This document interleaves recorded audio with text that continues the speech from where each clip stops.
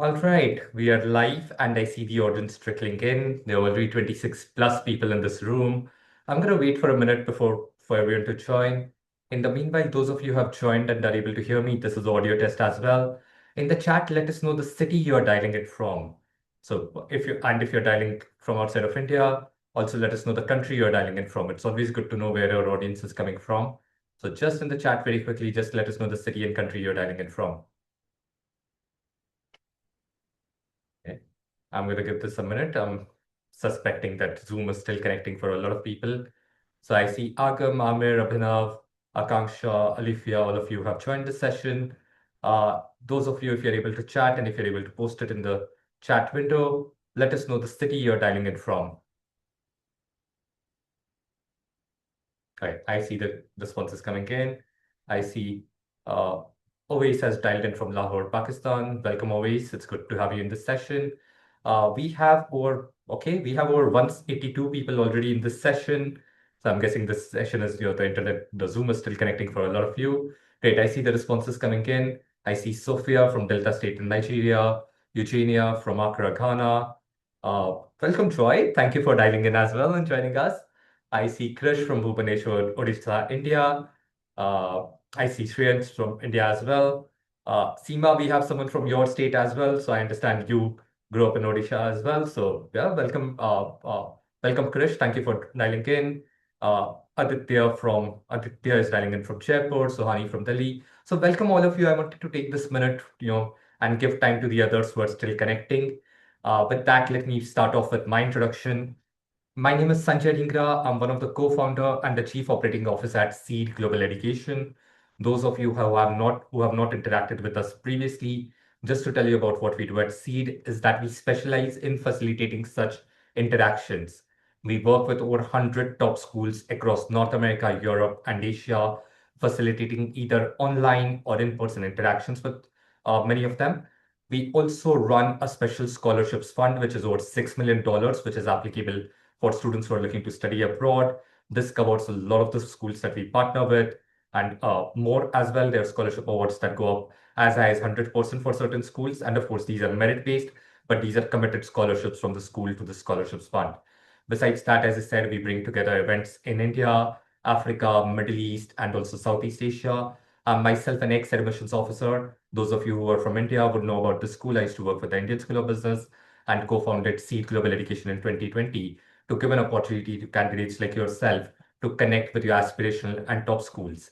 Today, it is my pleasure to be hosting the team from Smeal College of Business at Pennsylvania State University. I have Joy Mack, who's the Director of Admissions.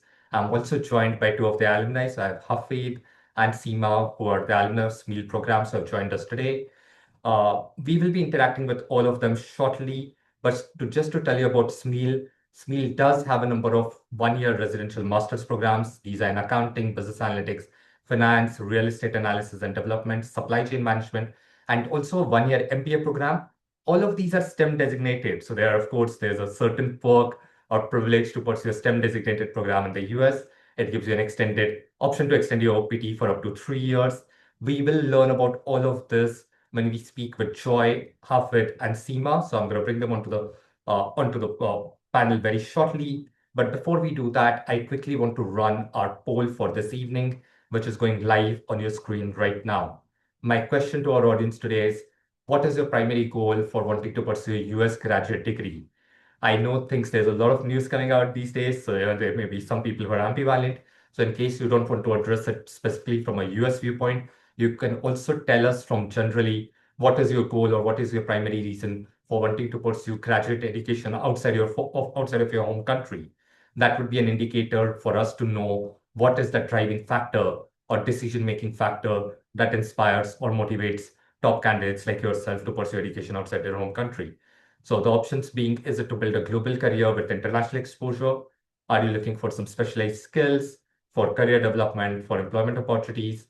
Are you looking to better your career opportunities and leadership potential? Or is it that you're looking to explore entrepreneurship, whether it could be in your home country or also cross-border business opportunities in your target country of study? So these are some of the options. Of course, your options may vary as well.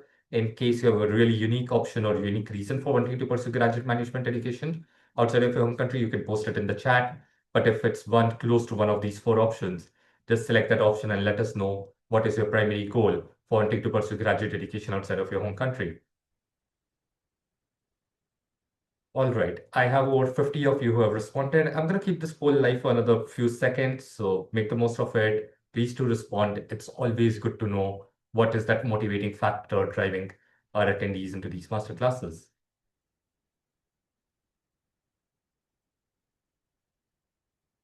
All right. On that note, I'm going to end this poll now and share the results on the screen for all of you to look at it. So the primary reason why many of you are looking at education outside of your home country is for global career opportunities with international exposure. Another reason for some of you is to develop that leadership potential for better career growth in the long run, followed by wanting to gain specialized skills which are valued by global employers. And some of you are also exploring entrepreneurship opportunities and want to become business owners or run your own ventures post your higher studies. Great. With that, I am going to hand over the floor to Joy Mack, who's the Director of Admissions at Smeal College of Business. She's quickly going to take us through the USPs and the programs and the benefits of studying at Smeal. And following that, I'm going to invite I'm going to invite the two alumni to answer our questions and tell us more about the school. With that, over to you, Joy. Thank you, Sanjay. And good morning, everyone. Can everyone hear me and see my screen? Yes, okay, Yes, we can. confirmation. Wonderful. Well, as I said in the chat, I'm coming in from Happy Valley, where our beautiful campus is. It's a beautiful day here in Pennsylvania.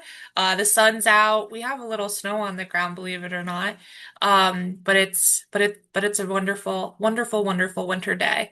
Thank you so much for the Seed organization for having us. And also I want to give a huge shout out to our two alumni who are giving up their time and giving back to future students and hopefully future alumni of Smeal as well. So thank you so much, Hafid and Seema. So as Sanjay said, I am the director of admissions. My name is Joy Mack. I've been a part of the Smeal community for going on 6 years now. And all 6 of those years have been specifically working with our full-time resident graduate programs. Now, over time, we've added programs and now we have a whole portfolio of 6 one-year degrees specifically. But before we get into the degrees, I wanted to talk a little bit more about what Smeal is all about. So here, this is a photo of our beautiful business building. This photo was definitely taken on like a spring summer day where, the temperature is enjoyable. You don't need a coat. And all of that greenery you're seeing is actually a park that is right across the street from the business building. The business building is one of the most beautiful buildings on campus. We have lots of room to study, meet up with friends, meet up with clubs, network. But all of your classes will actually be hosted within our graduate wing within the business building, um, located on main campus in Pennsylvania. Where our main campus is located is technically called University Park, Pennsylvania.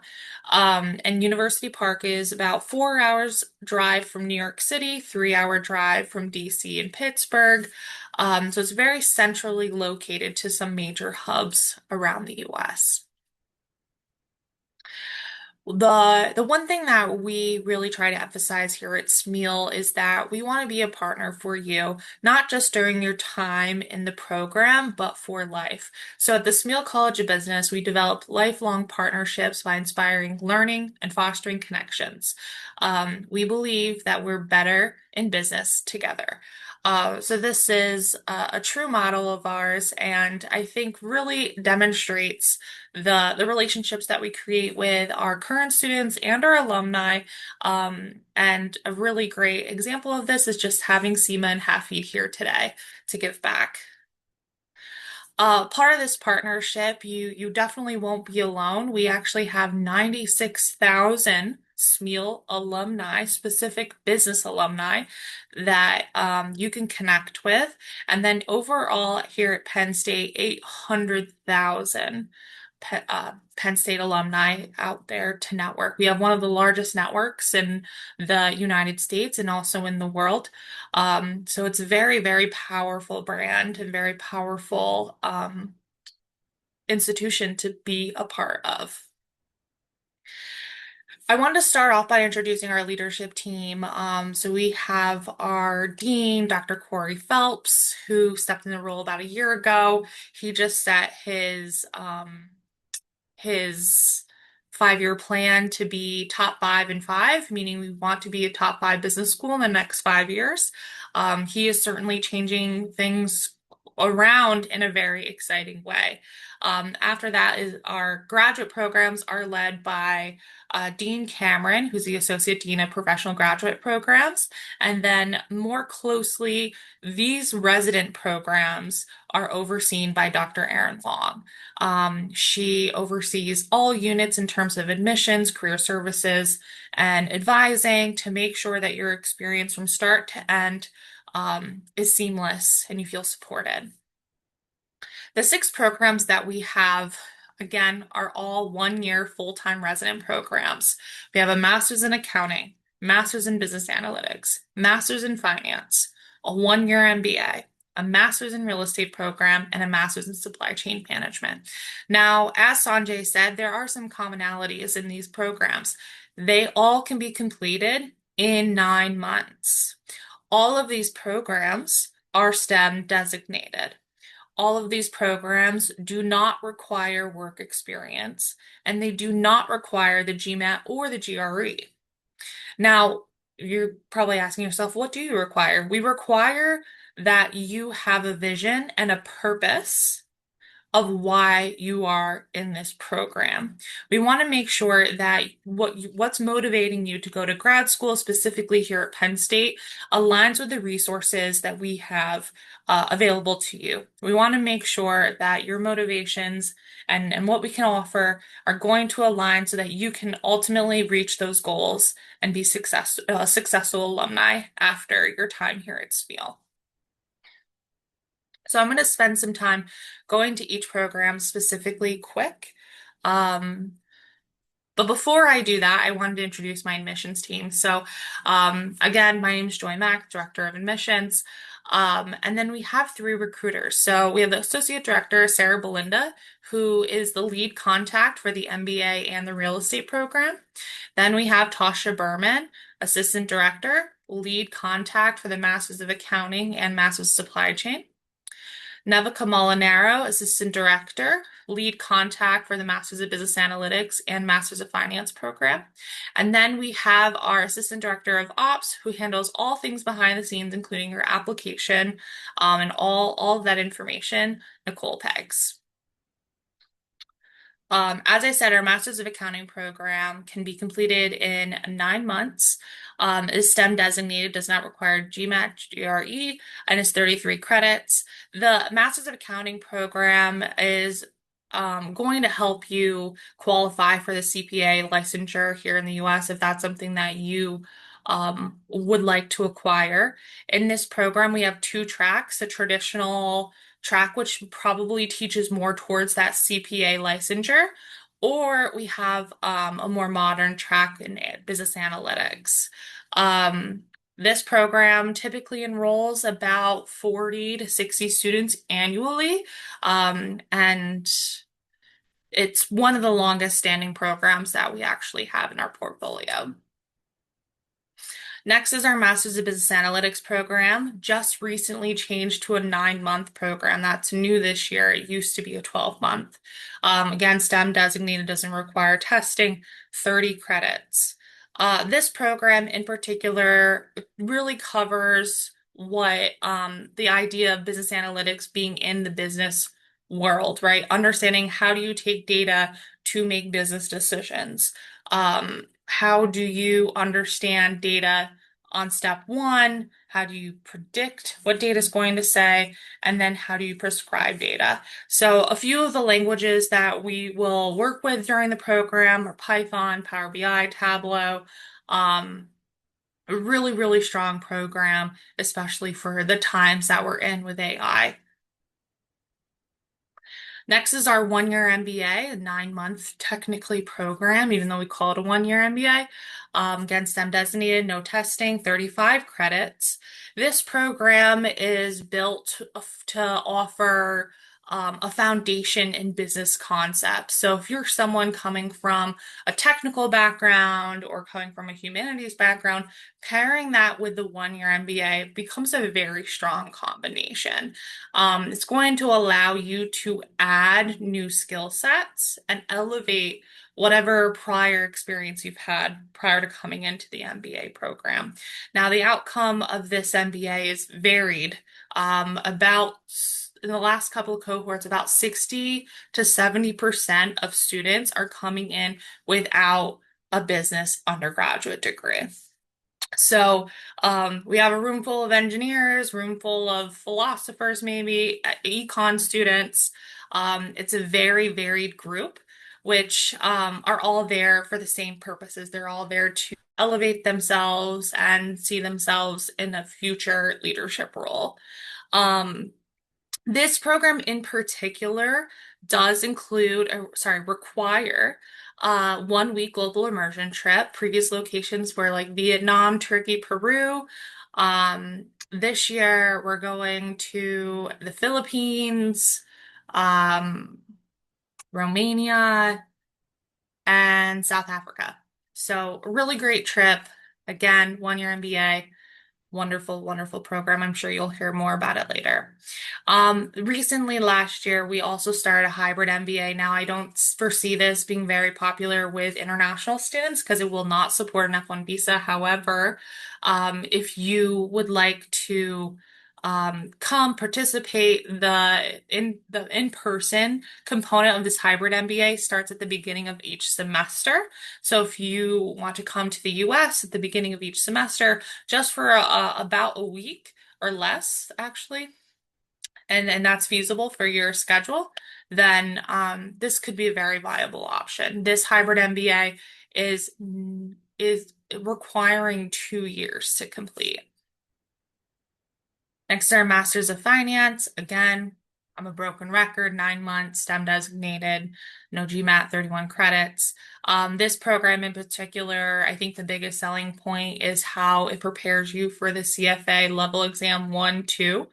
Um, that's probably one of the most leading factors of why a candidate would choose to do our Masters of Finance program. This program just actually had an overhaul in curriculum, and they're adding in a new finance AI course and also a deals course in mergers and acquisitions. So I think the one lesson here, right, to learn is we're constantly trying to update our curriculum, update what's being taught in our classes to make sure that we are staying current with the times and also hearing the feedback from our students. Very important for us to kind of make those changes and we want to be innovative in the marketplace. Our Masters of Real Estate Analytics program, again, can be completed in 1 year or less. STEM doesn't need GMAT. No GMAT required, 30 credits. I think the most endearing part of this program, obviously the real estate industry on the commercial side is a pretty niche industry to think about, but a very powerful one. And Penn State's a pretty big player in the US real estate game. This program, because it's so niche, tends to only enroll about 15 to 25 students a year. However, those students, although being a very small cohort, are very are given a lot of opportunities to network within the Penn State real estate network.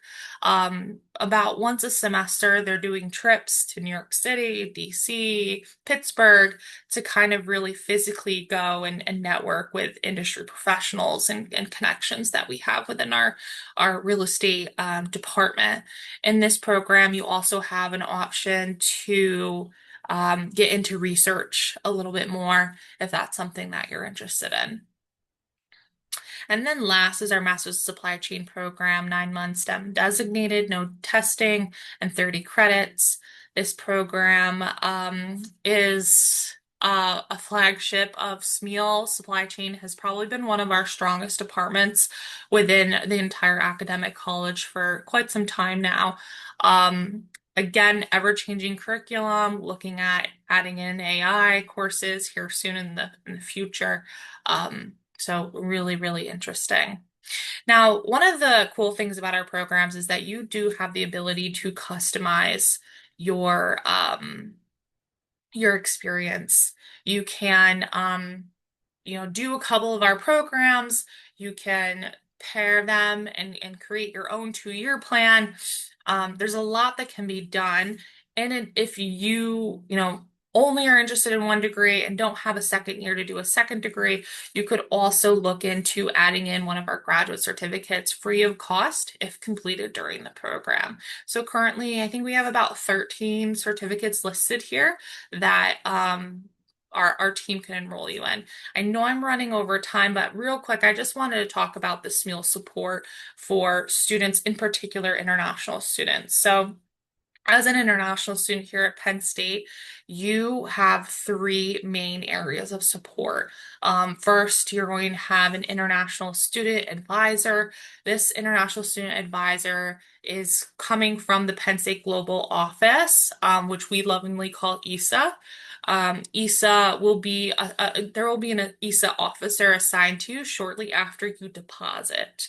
Once you deposit, then you can start the I-20 process, hopefully get that I-20 distributed, and then work on that visa. So the international student advisor will help you from start to beginning in terms of what is going to look like for your I-20, F1, visa, CPT, OPT, and kind of any changes that are happening right now in the US visa um, arena.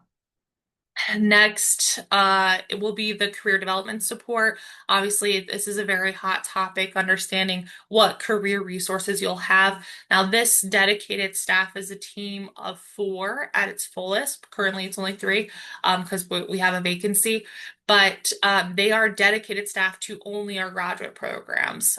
So they'll work on career coaching, resume, LinkedIn, getting you connected with alumni. And this staff is in addition to the greater Penn State career resources that you also have access to. And this is the team led by Joey Ananaro.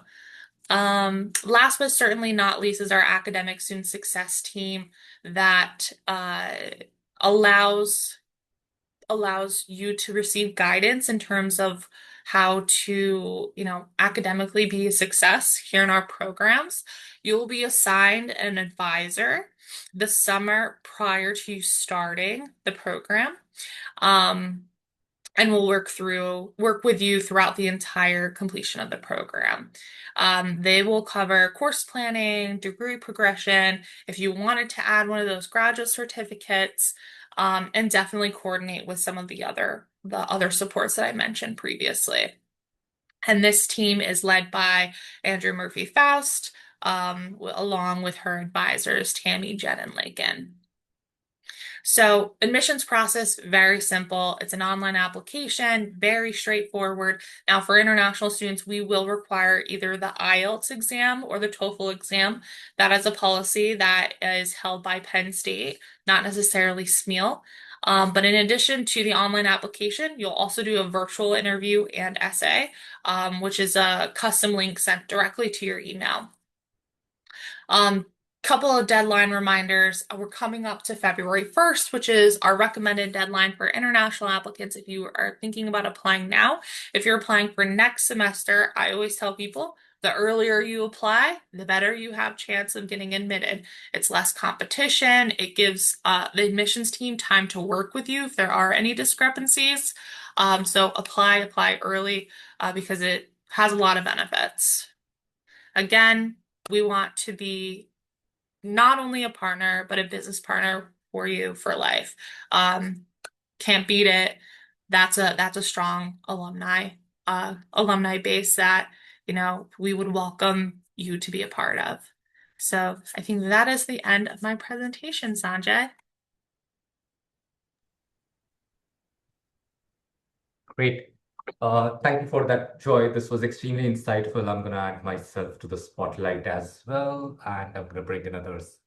Just allow me a second.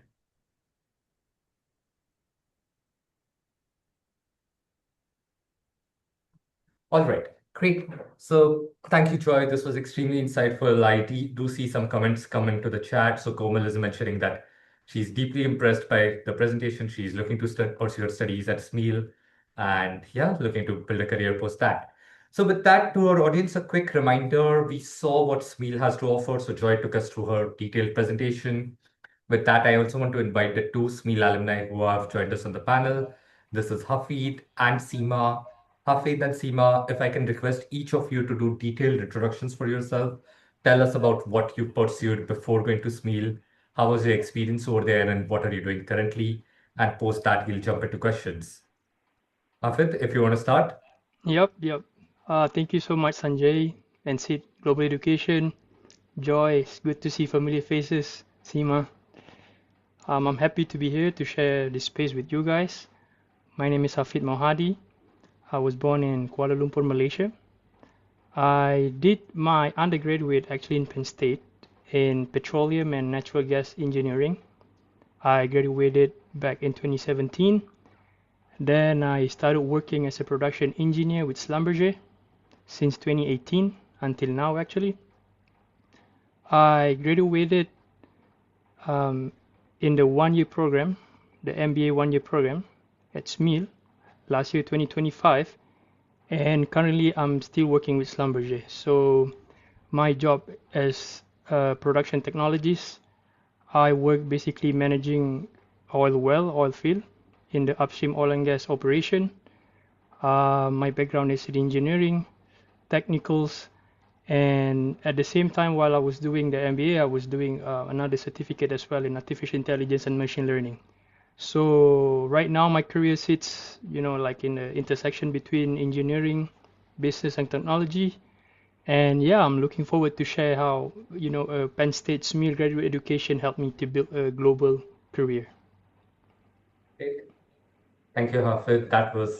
Thanks for sharing your background with us. I'm sure we'll have a lot of questions for you from our audience as well. But before we get to those, Seema, in case if you can share something about yourself. Yes, absolutely. Hi, Joy. Hi, Joy. Nice to meet you once again. Hi, Sanjay. Thanks for having me here and Hafid.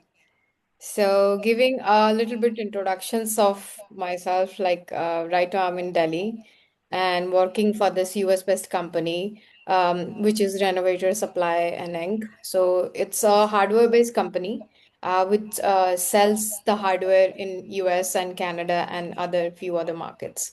But the manufacturer is in India, China, and Taiwan. So I deal with the Amazon Seller Central, so basically the analytics stuff and all the sales profiles. Prior to that, I was with Penn State. I did my master's in business analytics there. And before that, coming to my experience, for 4 years, I worked as a finance consultant at ICICI Bank. Sorry, at Reliance Jio Infocom Limited. And then I worked as a relationship banking manager for a few months at ICICI Bank. And before that, I did my MBA Global, which is a dual degree program. So first year, I did my master in finance in Antwerp Management School in Belgium. Then I completed my MBA with a major in finance and marketing and minor in data analytics from XIMB. And also, I'm an engineer like Hafid, and I'm an electronics and communication engineer. So that's it about me. Great. Thank you, Hafid. Thank you, Seema. I do have a number of questions prepared for you, and I also see a number of questions coming from the audience in the chat. My request to the audience would be to keep posting those questions in the Q&A box. Post my questions. I'm going to take 10-15 minutes to ask some of my prepared questions to our panelists. Post that, I am going to move to the audience question. So keep posting your questions over there, and I'll pick up the most relevant questions to ask our panelists today. Uh, Seema, if I can start with you, right? So prior to going to Smeal, you already had done an MBA, where you had done 1 year at Antwerp School of Business, 1 year at XIMB. You had a lot of experience, and you went in for a master's in business analytics program to Smeal. So what prompted you to look at pursuing a second master's or pursuing a master's after having you completed your MBA in India? Yeah. Thank you. Thank you so much, Sanjay, for asking me this question. This I get a lot when I like before like 6 months when I apply for a lot of interviews. This is the question like I every time I get it. So honestly, like when I came to MSBA program at Penn State, I wasn't starting from zero, honestly. So I was coming in with the experience across finance, consulting, and analytics. But I am being very real. All of those experience felt little bit fragmented. I felt it like there was no connecting the dots in anywhere. So I knew how to do financial modeling. I had worked with the P&A, banking and consulting. I had used analytical tools as well. So I was working with the SAP FICO and MM module. But I hadn't fully connected why I was doing all of it. So, or how it fit together into one clear story. So MSBA Smeal changed that for me. So what the programs gave me is the clarity. I'll say that. So the way the program is designed is really, I mean, like it's amazing. So basically they have designed, so the MSBA is divided into three segments. First is descriptive, and then is predictive, and then is prescriptive. So the first semester you will read about the past, and then you come to the second semester, you will be reading the future. Then the third semester is how you are connecting the dots. So I remember thinking, like, after this master's, like, this is what I have been doing all along. Now I finally understand it deeply. So that's mindset shift was a huge for me. So that's why. Seema, I do have follow-on questions for you. I'm going to come to that shortly, but Hafid, I want to check with you before on one thing. So you were working with Schlumberger before you went to the Smeal MBA program, and now you're back at Schlumberger itself. Is that correct? Yep. Okay. So my question to you, what change do you see in yourself uh, pre-MBA and post-MBA? So, right, how was your experience at Schlumberger, and how do you see, the experience that you got studying at Smeal? How has it changed your focus on work or the outcomes that you're achieving? And how do you see it making a difference to what you're currently doing? Yeah, it's a lot actually. So before I did my 1 year MBA program, I was already working as an engineer in abroad. I was born in Malaysia, but I was working in South America, specifically Ecuador. So in the previous 6 years of my experience, I was able to learn strong technical foundation, in terms of oil and gas engineering, in terms of the operation. Just as a background, Schlumberger is the biggest oil and gas service company. So we operate in more than 120 countries. We have more than 80,000 workers in total. So where there's oil, there's Schlumberger. So my career path before MBA was actually solid, but I can say that it's geographically and functionally narrow, in the engineering slash operation. So the main reason why I go ahead and pursue my MBA because I wanted to increase my knowledge in the business language. I want to learn about leadership thinking. I want to learn about how to make decision under uncertainty, under stress, and I also did the artificial intelligence and machine learning certificates.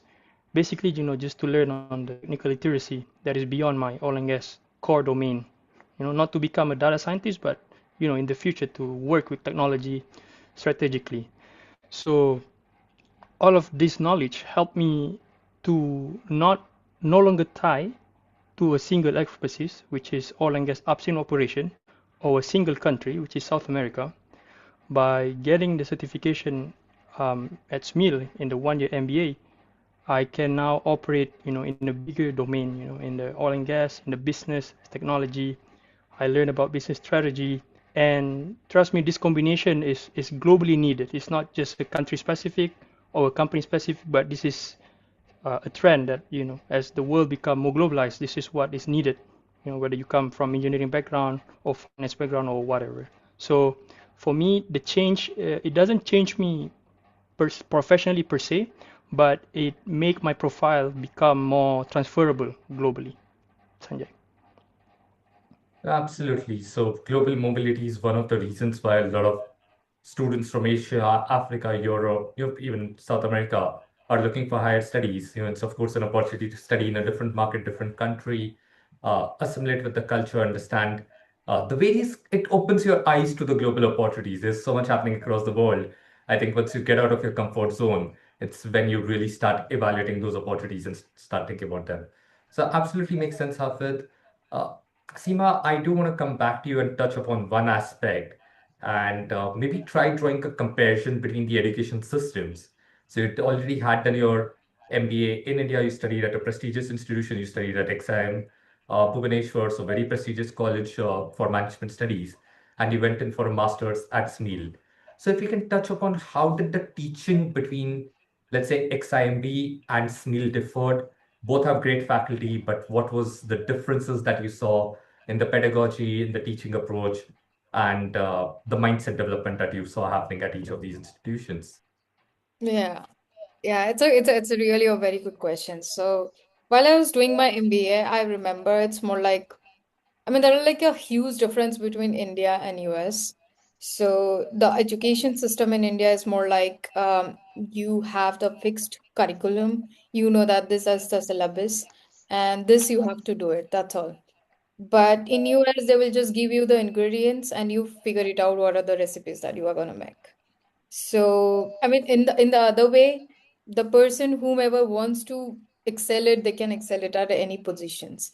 For me, I wanted to have the ingredients because my mind is totally built upon the very analytical stuff. So I feel it like I need the ingredients. I want to do something with it. So, and US is the best platform for it, honestly. So I do have experience. I did have a master in finance from Belgium in Europe. But what I feel personally is like US, specifically Smeal, because it has a very huge cohort, and the person whomever is in the admission, like Joy, and there is Andrea, there is other person. So there is always someone whomever is like you need a help, you just a meeting away. That's all.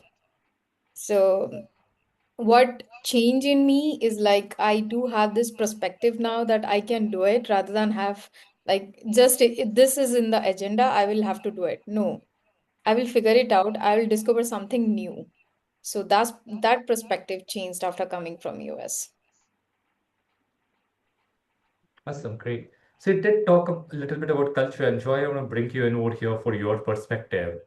Uh, I think, of course, quality education, that's now become a hygiene factor because all great institutions have great quality education available.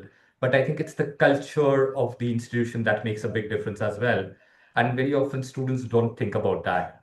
So, Joy, if you want to start talking from your experience of working at Smeal, how do you feel is the culture unique at Smeal and that reflects in everything that the institution does? So I think from my perspective, the beauty of the culture here at Penn State is that we have big school resources. We have a huge alumni population.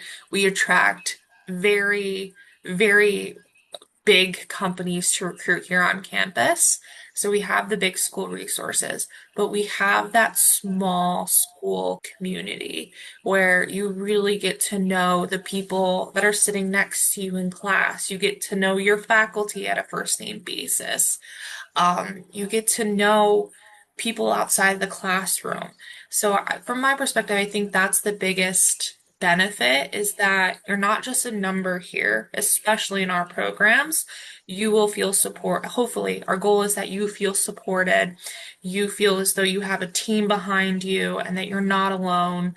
But yet you're at Penn State, which is a huge machine and has many, many opportunities. So I think that would be my view of the culture, and I'd be curious to see if Seema and Hafid agree to that.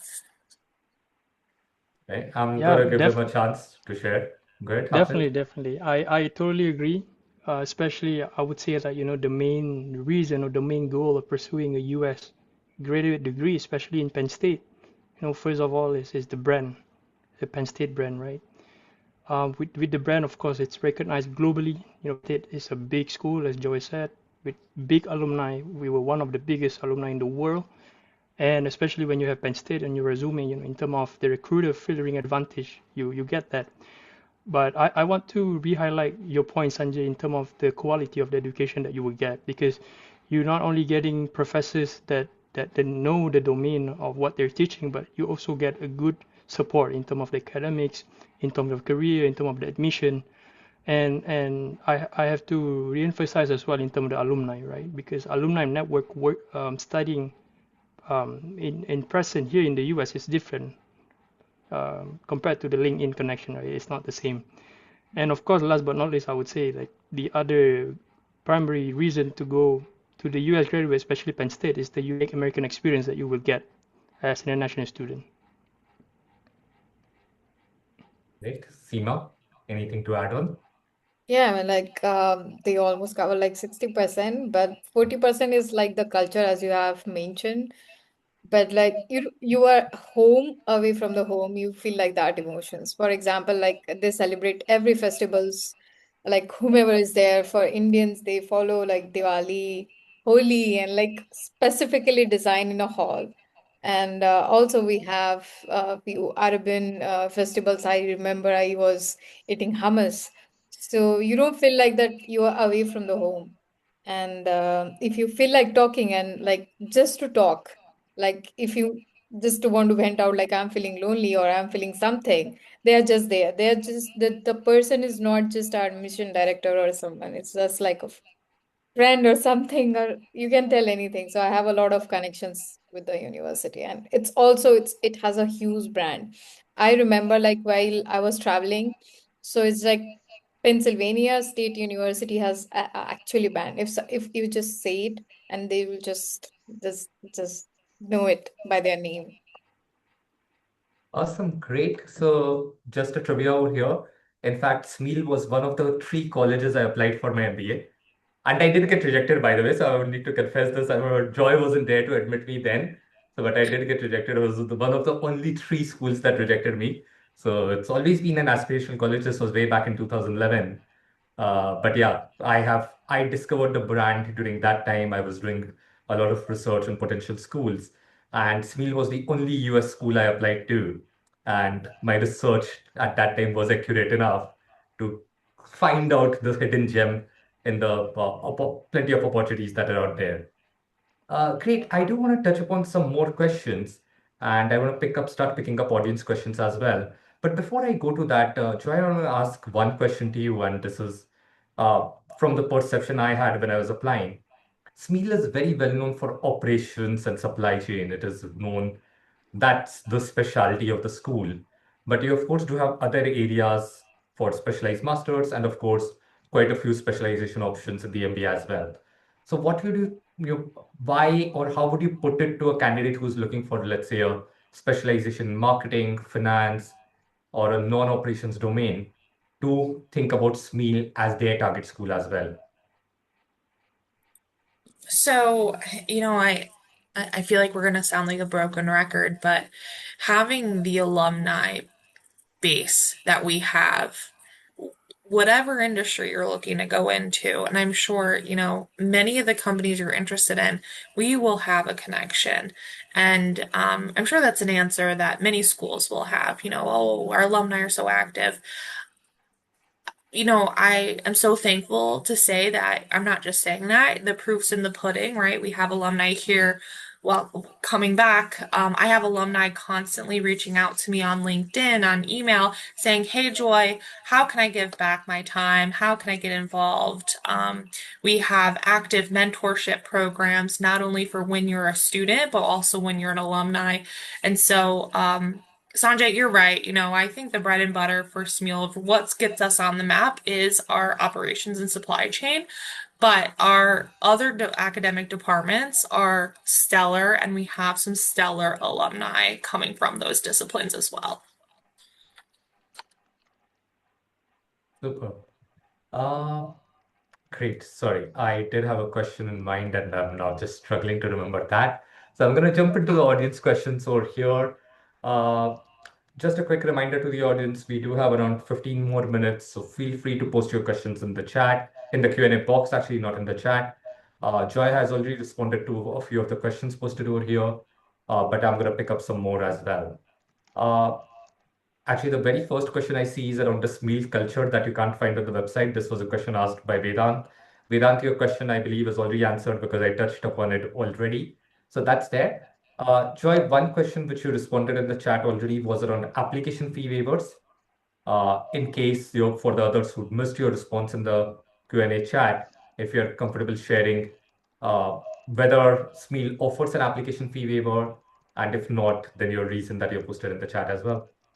Yeah, thank you, Sanjay. So, application fee waivers, I know they're a really hot topic, and a lot of other institutions offer them out very frequently.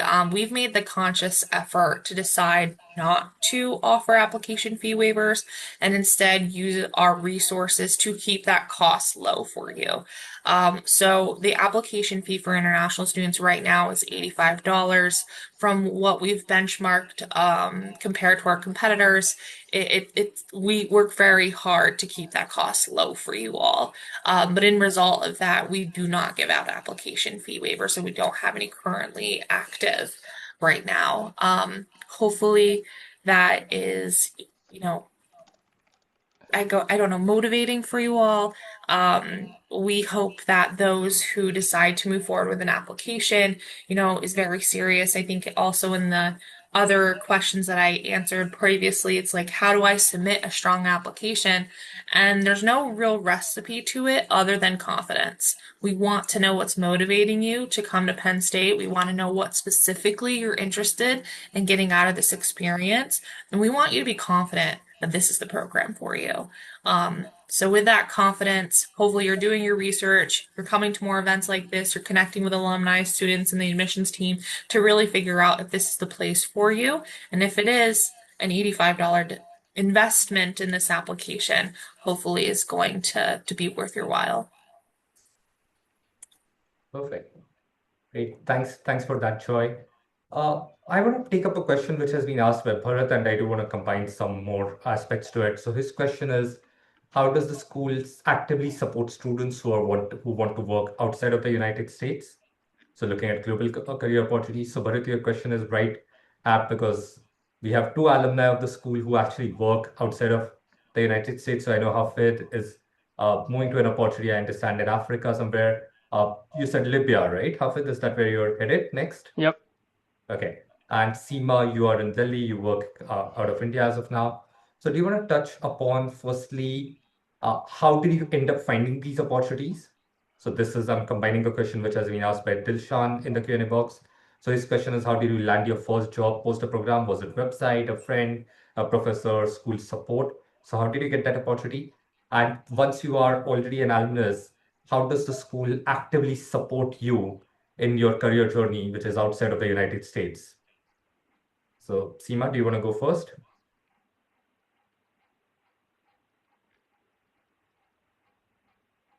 Yeah. So what I would say, it's like a probably I'll say don't try do things perfectly, do things intentionally, even if it's in the global, even if it's in the US. So for me, I was very clear, like I want to come back to India. But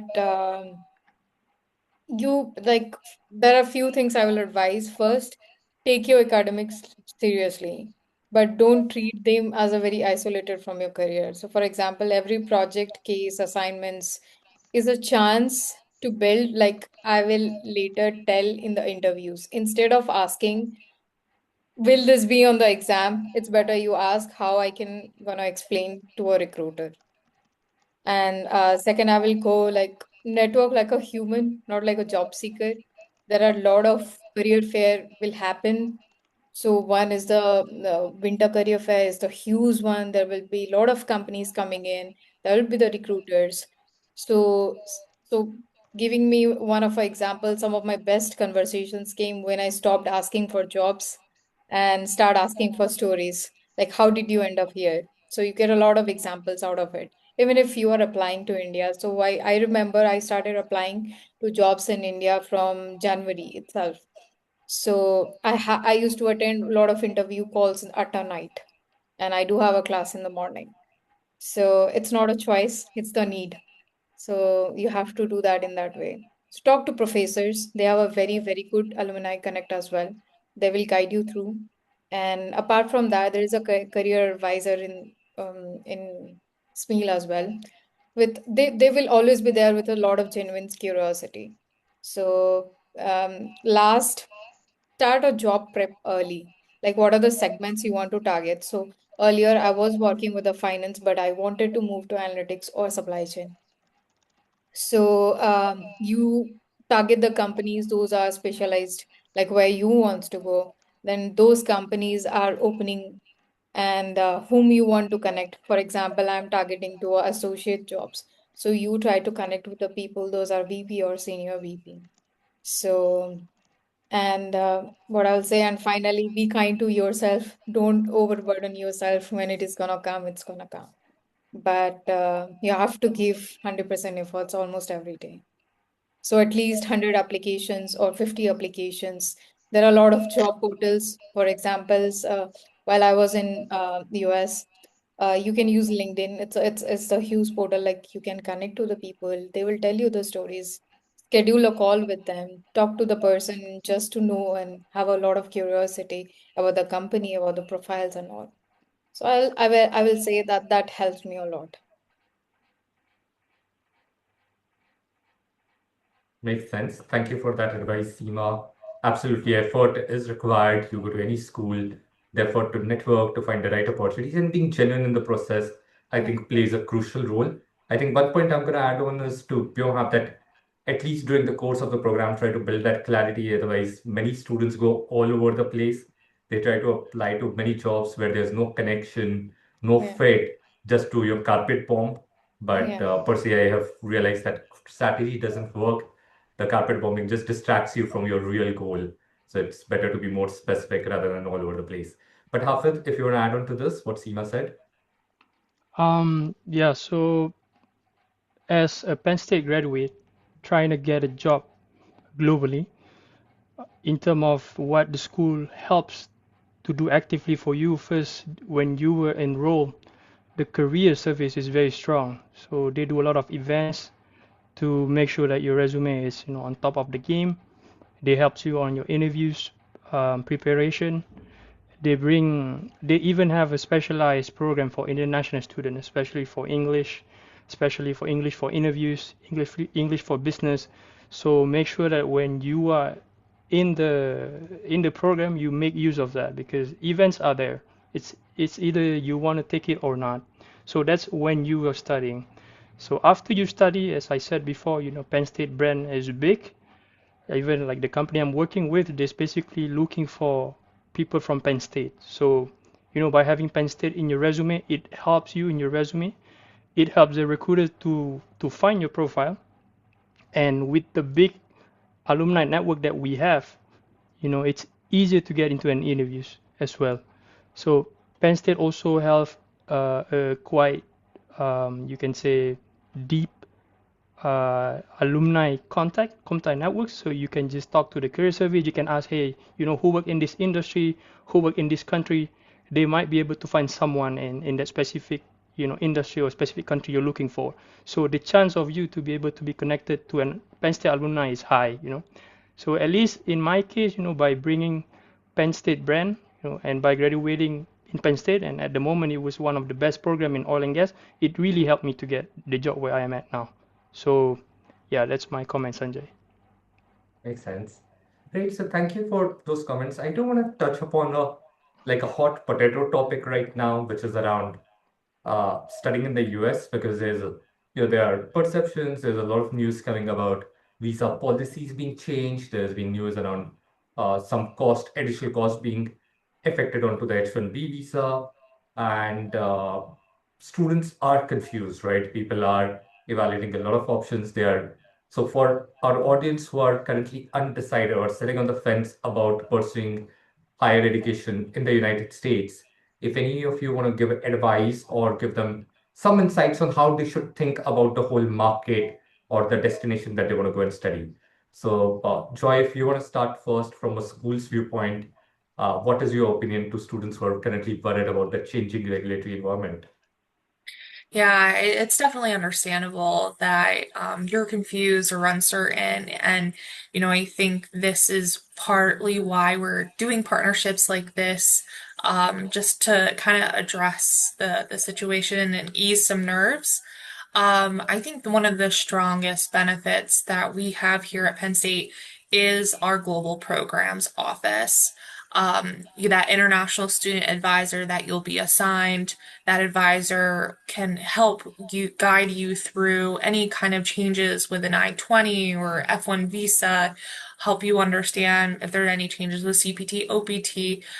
They are really the experts that even us as professionals kind of rely on to better understand any types of changes, updates, or anything that's going to impact our current students, our alumni, and our future students.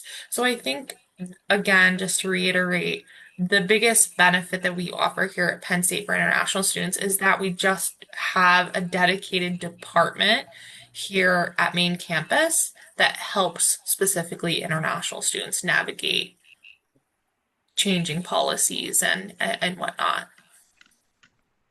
Makes sense. Seema, Hafid, in case you want to add on something to that. Yeah, I can add something. So for me, I share with you guys, in terms of uncertainties, in terms of the, immigration law and stuff like that. But I always think that, we have to begin with the end of mind, right? At the end of the day, your decision whether to study in the US and get a degree from Penn State is, at the end of the day, you want to work in the US or globally, right? So I would say that, we need to focus on things that we can control. There are things that we can't control. So by the end of the day, if you want to get a good quality education, you want to get into the brand, these are the things that you have to do, right? So whatever in the future, we don't know, right? The future can change, but it's the best that we keep improving ourselves and, and stacking our skills and experience. Seema? I mean, like Hafid covered almost the best point. So yeah, I will go with Okay. Hafid. So situation can change any time, but I mean, adding to it, the education in US is like specifically Penn State is like it's give you a like some shot in your entire life. So I mean, choose that wisely, whatever you want. I mean, be purposeful, be clear what you are doing, and have a good sign of goal. I want to reach here. That's all, I guess. Great. I would add on something from my end as well because we do interact with a lot of candidates, and this does come up as a common question. And what I do like to tell people is don't base your decision just on today's news because news changes so rapidly these days. If you're thinking basing things basis today's news, if not really the news or the information may not really be relevant 2, 3 years down the line when you are actually completing your studies. So for those of you who are looking to start your studies in 2026 or early 2027, by the time you graduate in 2028, towards the end of 2028, there's going to be a change in the administration as well. So policies may change as well. And those of you who are going for a STEM designated program to the US, you will have an option for a 3 year OPT, which is already built into the system. So by the time you are looking at an H1B, that's going to be 2031, 2032. That's 5, 6 years from now, and during that time, a lot can change. Policies may change as well. Also, I think one news that came out a few months ago and that built a lot of a lot of concern amongst the Indian aspirants was the $100,000 fees for an H1B visa. But I understand there was clarification given out by the State Department post that fees is applicable only to those who are applying for a fresh H1B directly. It doesn't apply to those who are converting from a F1 student visa to an H1B or F OPT to an H1B kind of thing. So the fees would not be applicable to those who are looking to go and study in the US. And I think this builds it in as an advantage because for companies the cost of hiring someone who studied in the US is going to be 100,000 lower, $100,000 lower than hiring someone directly from outside of the United States. So I think it does give an advantage to those who are looking to study in the US. And many of the students are not, or candidates are not taking this information into account while taking their decisions as of now. So my advice to the audience is, of course, consider all these factors, but don't just base your decision on today's news because things may be very different 3, 4 years down the line by the time you graduate and are actually looking for a work visa in the US. I do want to take up some questions from the audience and Joy. This is a question which has come in from Eugenia, who's asking about funding opportunities available for international students besides scholarships. So if you want to talk about any organizations that give special scholarships for or external scholarships to students of Penn State or any loan options that the students can consider opting into. Yeah, thanks, Sanjay. So in terms of funding, I think I shared the link for some of our tuition. All of our tuitions are listed on our website. But in addition to tuition, you also have to think about that living cost, right? And how much it's going to take for you to be comfortable while during your time, during your studies. So in terms of funding opportunities, of course, we do have partial based merit scholarships, and those are applied during the admissions process.